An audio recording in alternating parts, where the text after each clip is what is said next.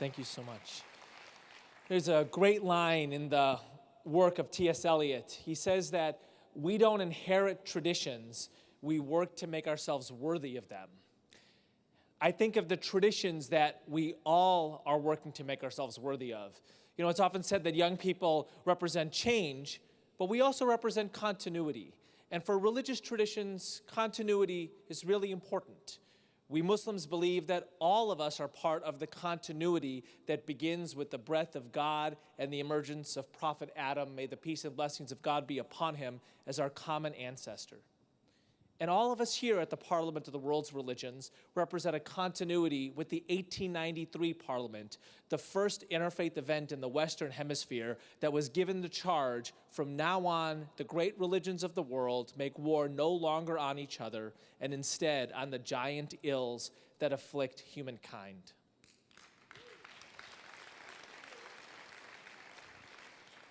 The first message that I want to convey is a message of gratitude to the organizers of this Parliament of the World's Religions who have worked enormously hard to make this happen.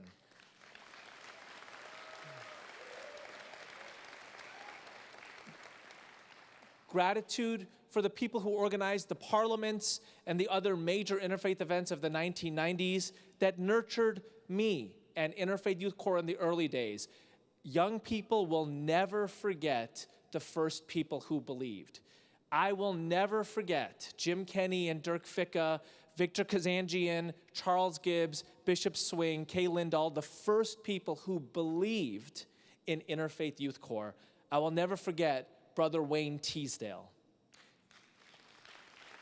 My earliest mentor in this work, who would bring me to the talks that he was giving on interfaith work all across Chicago, my friend Kevin Koval and myself, and after he was finished speaking would bring us to the stage and say, I want to introduce you to the next generation, to the young people who are starting an interfaith youth movement. And we'd bring us onto the stage and he'd whisper in our ears, tell them about the interfaith youth movement that you're starting.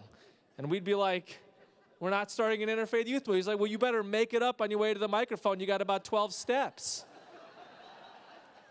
And that's how Interfaith Youth Core starts. And honestly, that's how everything starts. It always starts with a dream. It always starts with a story. And then we human beings will that story into existence. That's how the Parliament of the World's Religions starts. That's how so many things that we do start. And the first people who believe, who breathe life into those ideas, we can't thank you enough. I want to, as the final speaker of the evening, I want to actually end with the next generation, if you will, with not a story of young people, as inspiring as those have been tonight, but with a children's story, one of my favorite children's stories, which I think is a wonderful parable of interfaith leadership. It's the Stone Soup story. It's probably familiar to many of you in the room. It's the story of a starving village, of people who were scared of each other. The folks across the street speak a different language. The people around the corner pray to God in a different way. We can't connect. We can't communicate. We would rather stay in our homes, lock the doors, shut the blinds, and starve. Well, a traveler rolls into this village. She has a pack on her back. She goes to the center of the town square and builds a roaring fire, goes to the river, brings a large pot out of the pack on her back, fills it with water, goes back and puts the pot on the water and starts to stir.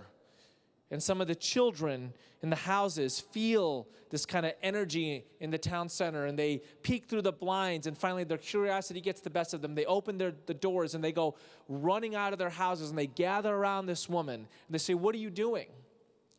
And she reaches into her backpack and she picks up a stone. She says, this is a magic stone. I'm making stone soup. And she puts the stone in the pot and she stirs.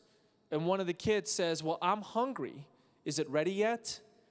And the woman takes a little sip and says, not quite, needs some potatoes. And by this time, some of the adults have gathered. Their curiosity has gotten the better of them too. And one of them says, we have potatoes. He goes back to the house where deep, dark in the cupboard where nobody would ever think to look for them, hidden away from all the neighbors, are the family stash of potatoes. Brings them to the town square. The woman chops them up, puts them in the pot, and keeps stirring. Is it ready yet? Almost ready. Needs some carrots. Woman says, well, we have some carrots. Goes back to her house. Deep, dark in the closet where no neighbor would ever think to look. Gets the carrots, brings them to the town square, chops them up, puts them in the soup. Is it ready yet? Needs some onions. We've got onions. Is it ready yet? Needs some spice. We've got spice. And on and on and on. And at the end of this process, everybody's contributed, and the starving village feasts. And the woman who has come into town and started this roaring fire and encouraged, facilitated this stone soup, smiles, washes out her pot, puts it back in her backpack, and rolls on to the next starving village. So this starving village is our world right now. It's who we are. We're scared of each other. Our doors are locked. Our blinds are shuttered. The people across the street speak a different language. The people around the way pray to God in a manner that's unfamiliar. I'd rather stay isolated. I'd rather starve. And what this world needs is an interfaith leader. Because that's what this woman is, who rolls into town. She's an interfaith leader. What does she do? She does three things. Number one, she offers a new vision. She wanders upon a starving village and she sees a community. I'm going to say that again.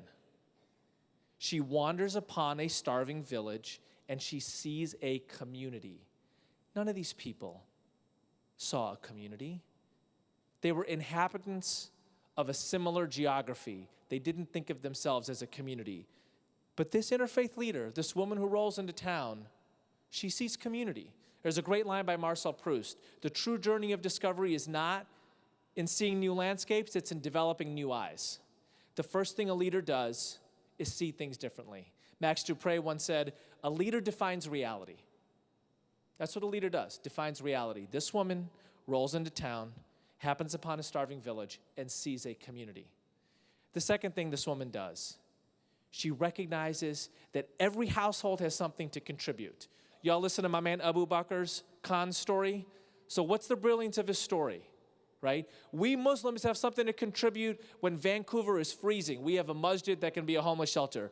We know the Sikhs have something to contribute. They have this beautiful tradition, alhamdulillah, called langar. We know that the churches have something to contribute because people know to go to the churches for food when it is cold out. We know the Jewish communities have something to contribute, and we know that if we organize it correctly, people will cooperate. This interfaith leader rolls into town, and she knows that people have something to contribute. That's her second gift, an appreciative knowledge of different communities. If the only thing you know about Muslims or Baha'is or Sikhs or secular humanists is the bad stuff, you're just not educated. It's the equivalent of only knowing the first minute of the local news on any city in the world. It's only the thugs. The only thing you know about Islam is the first minute of the evening news. You're just not educated. If you don't know the beautiful stuff, you're just not educated. The third thing that this woman does is creates a space where it is easier for people to cooperate. She puts together an activity. She doesn't roll into town and say, hey, you fools, bring out your vegetables. She goes through this whole ritual of stone soup. I have a magic stone. I'm stirring it into a pot of hot water. Need some potatoes, need some carrots, need some onions. She creates an activity which encourages cooperation. I'm telling you right now, we need to be those people, right? We need to be those people. We need to be people who see the inhabitants of a geography and know that they are a community. We need to be the people who have an appreciative knowledge of different traditions, knows what they can contribute. We need to be the people who have the genius of organizing activities that encourage cooperation, that makes it easier for people to bring their best. I have to tell you something. The only way we survive together, we thrive together as a human condition, is if we encourage places that, if we create spaces that encourage people's contribution. The only way that the world feasts is if every community contributes. Thank you very much.